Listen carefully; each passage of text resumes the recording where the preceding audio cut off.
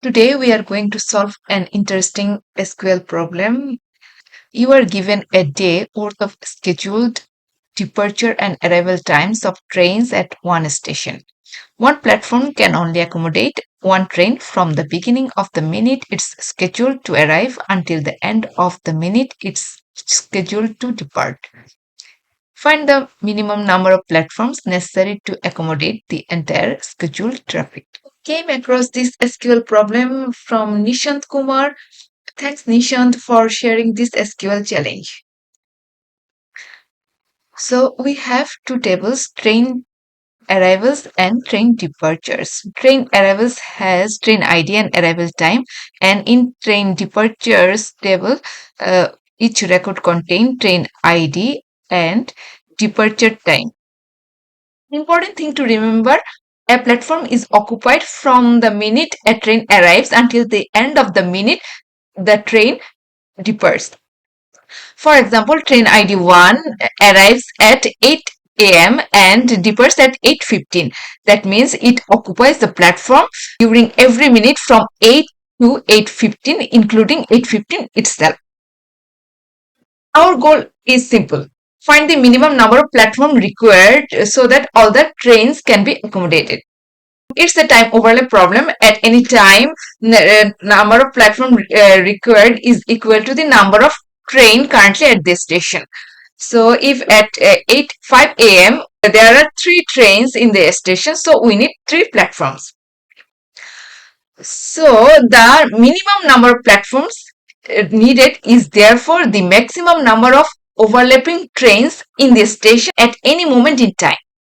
Instead of directly comparing all trains with each other, we can convert this schedule into events. Two types of events. Each arrival is a +1 event as the platform gets occupied, and each departure is a -1 event as a platform gets freed.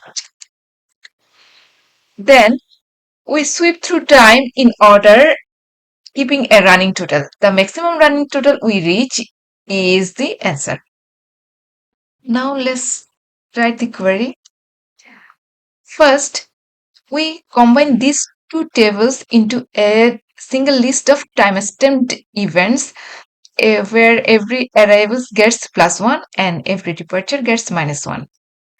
So, for arrival, select arrival time as event time and 1 as event type, +1 for arrival from train arrivals.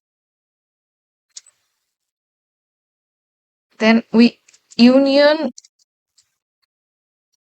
with the departure, union all.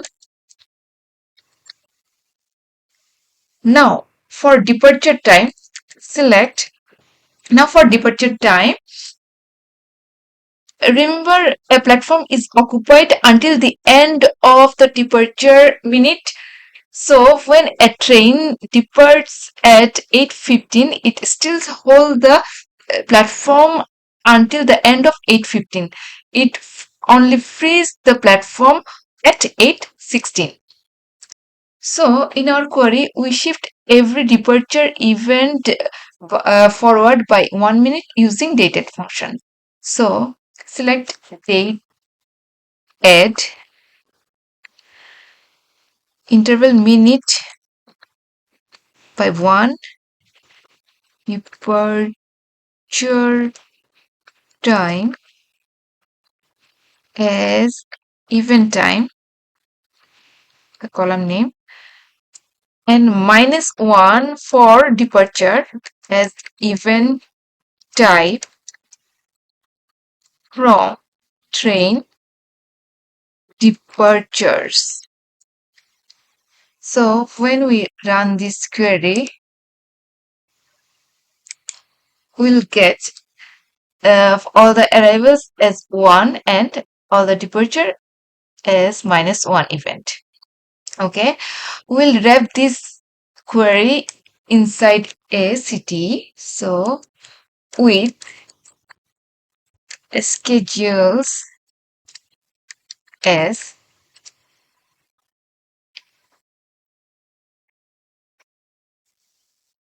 now we'll use some window function to calculate running total ordered by time.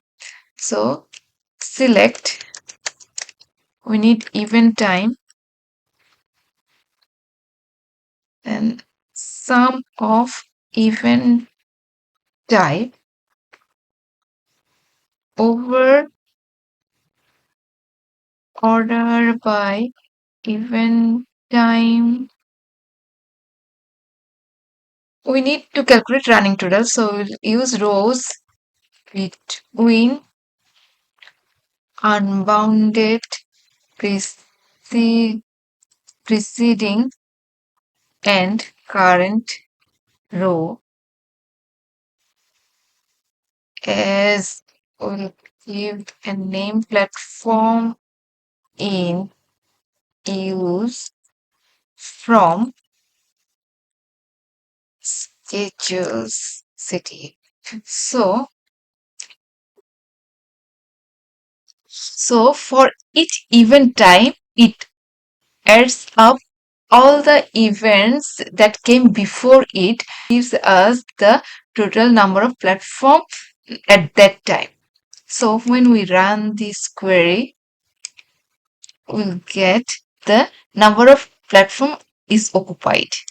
So we have to find the maximum number of platform that is occupied. So this is the minimum number of platform we required.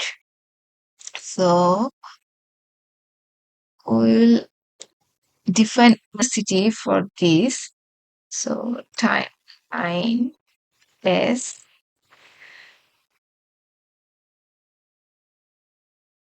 finally select max of platform in use as minimum number of platform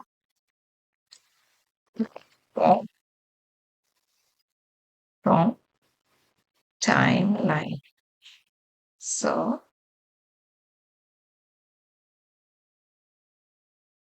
it will give us the result. The minimum number of platform is 5. You enjoy solving this SQL problem, make sure to like the video, share it with your data friends, and subscribe for more real world SQL problem.